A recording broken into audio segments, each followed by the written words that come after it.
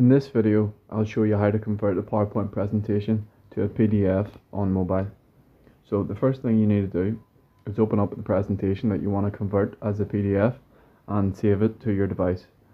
So in the top right, press on the three dots, then come down and press Save As, and then save it to somewhere on your device.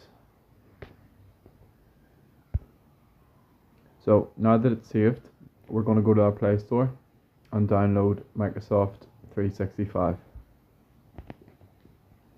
Here is the app that you want to download. Once that's done, open up, and then in the top left, press these three horizontal lines, and then come down and open up Apps.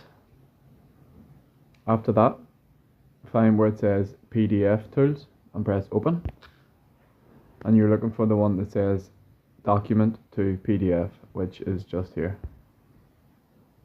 That's going to open up your files. You find the one that you want to convert and press on it, and you'll see that it's converting to a PDF. And that's it. That's how to convert a PowerPoint presentation to a PDF on mobile. Thank you for watching.